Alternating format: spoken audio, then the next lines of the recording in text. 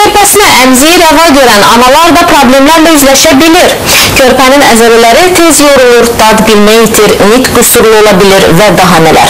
Hər halda körpə üçün təhlükə mənbəyi olan bu məsələ əməkdaşımız Rüsalə xan Məmmədqızının da diqqətindən yan keçməyib. Odur ki, siz də bu məsələdə əlavə məlumatlar əldə etmək istəyirsinizsə, buyurun süjetə baxın.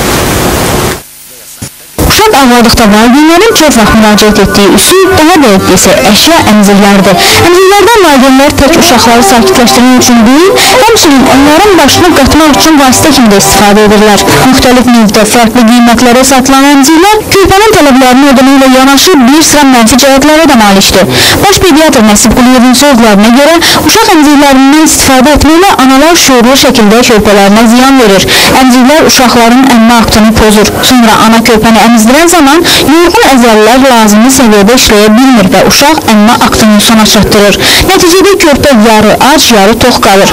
Əmziklər həm də infeksiya mənbəyidir. Ətrafda nə qədər bakteriya və mikrob varsa, onlar əmzik vasitəsilə uşağın ağzına keçir. Bu isə körpədə bir sıra xəstəlikləri gətirib çıxarır. Əmziklərdən istifadə mədə-bağırsaq sisteminin cür-qəzir, yoluxucu xəstəliklərini törədir, ağız boşluğunda stomatitlər törədir, uşaqlarda iştahsızlıq əmələ gətirir. Dünya Səhiyyə Təşkilatı bu qidalanma ilə bağlı qəbul etdiyi onun yeni addımın 4-cü və 5-ci faktoru, amili əmzikdir. Orada yazılıb ki, ana südü ilə qidalanan uşağa əmmə aktını imitasiya edən heç bir əlavə şeydən istifadə etmək olmaz. Xüsusilə boş əmziklər ancaq zərər verir.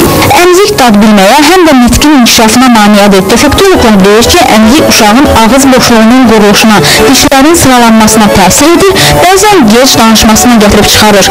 Əmzikdən uzun müddət istifadə qulaqda iltihab yarada bilər. Əmzik qırıldıqda və ya körpənin boynuna iplə salındıqda boğulmaya və ya nəfəs tutulmasına səbəb ola bilər. Əmziklər uşaqların əsəblərini sakitləşdirmək üçün də yuxuyatırıcı bir vasitə kimi də istifadə olunur. Aydan Əliyevanın sözlərinə görə bu tamamilə yanlış fikirdir. Bunun üçün alternativ və xeyirli vasitələr var. Mən valideynlərə tövsiyə edərdim ki, əgər başlayıblarsa belə əmziklə kontaktı çox tez kəssinlər.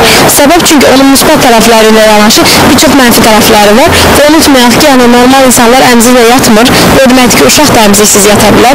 O da olarkən ilk gündən, məsələn 3 gün, bir hafta öz əmzikdən istifadə eləmir, daha sonra istifadə edir.